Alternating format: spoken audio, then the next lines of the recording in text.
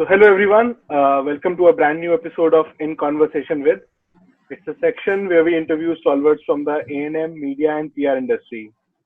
Our guest for today is Sameer Kapoor. He's director at AdFactors PR, and our discussion today is primarily going to be around crisis communication, something that we all have been going through recently.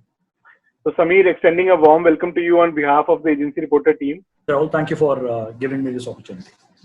Sameer, we all have been wondering that the world is going through a very big crisis called COVID-19, right? As a communications professional with years of experience behind you, genuinely tell me how well the organizations or the government basically handled pre-crisis or crisis communication so far. So, Rahul, I'll just take it into two elements of it. Like you rightly said, it's an unprecedented thing. I have been for almost close to 3 decades now. I've been loosely using the term VUCA, something that all of us use at one point of the time or the other. We say it's volatile, it's uncertain, it's complex. But this is really the first time that we've seen what a VUCA can actually be. Therefore, this kind of situation of COVID-19 is called a perfect storm, because we had multiple other crises which are either sectoral. So 2008-9 that happened was primarily banking financial, or the other ones that have happened because of the dot-com burst or other things, which was only to a particular sector. But this is truly the first time that the entire world is going through a global pandemic, which the modern world has seen. Of course, there are theories which talks about every 100 years, a pandemic comes and mankind faces a lot of issue. That, of course, is one logic that is going on. But primarily from our perspective, this is the first time that all the sectors are equally hit. And what has happened is that communication has taken the center stage for the first time. Now, no longer we need managers. This is the first time we need to have leaders, because that entire aspect of management is over. It is about leading. And that leading is something that requires a person has to be empathetic towards the element of communication, because you have to keep your hand on the thermostat as to how much heat are you putting in. Because if you don't put much heat, people are going to go to the current scheme of things that they are happy with. Or if you put too much of heat, they will panic. So how do you balance that is something that a leader can understand. There's no management of it. It's only a leadership. And one of the biggest thing that has come through is the importance of communication. The more you're communicating, so you talked about two things. You talked about how government are doing. Governments that have globally succeeding or are perceptually, for a perception perspective are succeeding, whether it is the New Zealand Prime Minister or it is the German Prime Minister, the one thing fundamental to them is their empathy and, of course, their communication. So from any perspective, you slice and dice this data, you look at leaders who are communicating more, communicating often, and are communicating with empathy are the guys who are able to take this crisis away, as in take people away from a panic situation towards more stability. Right. So, Sameer, you talked about leadership, and I'm sure you might have led many challenging situations, protecting the reputation of your clients or defending them, etc., etc. So, how has the current situation changed the way you as a communications professional think? So see, when the previous such crisis emerged, or which was either led to a sector or it was either specific to a brand or a company, of course, we had a lot of time at our hand, by which I mean, as in, we could do a lot of iterations. There was time to do simulations, there was time to do iterations, we could think over it. But what has happened is the biggest thing that has happened is speed, agility. You don't have time to think over. And if you look at the axis which all companies are facing, forget whether it is an agency, whether it is a corporate, and even if it is government, you are looking at 3 axes on which it will fly. What is happening is I am now making sure that my financials or my fundamentals are in place, by which I mean my cash flow is coming, I have enough things in the bank, or the cash is there, so on and so forth. The second is my existing business model should remain, by which I mean, how do I make sure whether it is cost cutting spree? You are seeing the first thing that is happening is people cutting down on their advertising budgets, most of the brands. So all these are primarily survival strategies that are kicking in. And the third one is everyone wants more valuation, by which I mean they want reputation capital to go up. So what has happened is, in this time, the startups and the companies who were formed after 1991, after the post-liberalization, they are now getting a taste of how difficult it might be to get a license and e-pass and other things, some things that they were not used to. So the old age economies, those people who have done it are they have what we call it as a latent knowledge that yes, this is something how pre-1991 era, when government was intervening and everything was. And today, because government, and rightly so, because the numbers don't go beyond hand, there is a lockdown, there are containments, there are multiple issues that you have to do. Now businesses are now trying to straddle themselves. So therefore, from a PR perspective, what we are seeing is there is a lot of communication that is now going towards government as well. And that is a shift that has happened. Earlier, it was only the customer that they were more bothered about. And in true sense, it's the stakeholder management or engagement is something that is emerging now.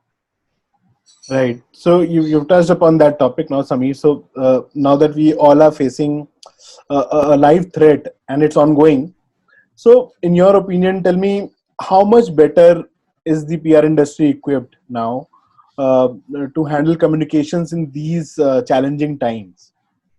I think Indian PR industry is well equipped. The entire the associations of all the agencies coming together through PRCI and other bodies that are working. PRCI has done a lot of communication for MSMEs in partnership with UNICEF. I was also involved. There are a lot of webinars that the industry has been doing. Everyone, so whether it is Madan Bahel, my managing director, or Nitin Mantri, the president of PRCI, there are multiple things that they're doing in order to make sure as to how public relation is a right platform for companies to communicate. Now, as I mentioned, for all of us, the flight is towards value. Because we don't have the luxury of spending too much, and most of us are moving towards that value thing in all walks of our life. And same is happening for companies. They are now seeing PR as a more potent, valuable tool right now to reach out to multiple stakeholders. And what has this COVID done is it has fast forwarded all sectors by 4 to 5 years. By which I mean, digital was coming up on its own. Organic growth, whatever digital was going through, while print and others were still, one of the major forces to reckon with. Something that we were thinking of that will happen in 2025 or 2026 is going to happen in 2021. So what COVID has done is it has fast forwarded everything. If you look at the e-commerce data, the numbers that are coming, I was just reading some news in the morning today.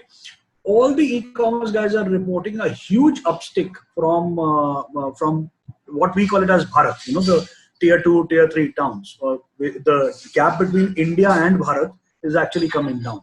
The data consumption is highest in last 2 months. The flight to OTT platforms, which is both Netflix, Amazon Prime, and others is emerging. So you see, consumer behavior and clients are moving in the same direction.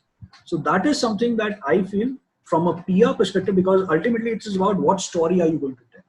So that storytelling will happen better through PR than through any other form of communication. So I agree, Sameer. During COVID, everything has underwent a big change overnight. And since you also spoke about organizations now worrying about their customers and the government as well. So do you think the organizations are at the receiving end this time, and everyone, including the government, ask from the businesses is unjustified? No, see, as I mentioned, it is their form of communicating. What they ask is not from the businesses saying that you just dole out everything. What they're saying, those who have the capacity, this is not the time to to look at your own profits. And at the same time, government has given almost 10% of the GDP as as a stimulus, if you may want to use that word, in multiple platforms to all segments and all sectors of the category. And businesses, of course, will take some time to come to terms with all these things. But I think government is looking at a partnership at this time, rather than dictating terms to businesses, saying, okay, you do this and you don't do this. What their communication has been that in these times, be sympathetic or be empathetic towards your biggest stakeholder, which are your employees. Because during crisis, the first stakeholder that you need to take care of are your employees. So, of course, Samir, so the pandemic has taught organizations to be more humanized. I agree with you. Correct. So moving towards the last segment, where I wanted to understand from you, or basically, what do you think now the businesses should do in the post-COVID era? Right. We are in it, but we'll of course be soon going into a post-COVID era. Correct. I mean, what should be the strategy now when businesses are starting to communicate with a changed customer? You understand, the Correct. behavior has changed. Or a behaviorally altered employee, and various stakeholders, by the way. Correct. Absolutely. Absolutely. Please. So, see, consumer behavior was changing. As from economics perspective, if you see the numbers that came out for Jan-Feb March, the slowdown was happening in the economy. Just that COVID, as I mentioned, has just made sure that we move from a slow number to probably whatever the economists are now predicting to a negative growth during the year. However, for the unlockdown will happen. There are phases in which the unlockdown will happen. So companies need to be brands specifically needs to make sure that they speak to their customers, because customers these days at the click of the button are going to ship. So digital is something which is right here to stay. And the sooner we adapt to this form of digitalization that is happening, I think the better it will be. But at the same time, strong brand and reputation will become a major factor. Because we have seen, if your reputation is high, your brand is very strong. Customer, while is going to e-commerce, but the affinity to a stronger brand is, so even on Amazon, even on Flipkart, the affinity to a stronger brand is more rather than brands which are not that strong. So for me, or for the advice that I might have is that clients need to make sure that this consumer behavior, which is fast changing, how do I change my overall value proposition, and how do I remain relevant to this changing customer? So these are the two elements that one needs to understand, in order to make that changes in any of the brand offering to the customers. So we hope Samir, brands are listening to you and they adapt this kind of change in their strategy. But thank you so much for talking to us today, Samir, and Thank you so much. Really appreciate you taking out time from your busy schedule and joining us today on In Conversation With. So until next time, do take care, stay happy, stay safe. Bye. Thank you so much. Thank you for inviting. Thanks a lot.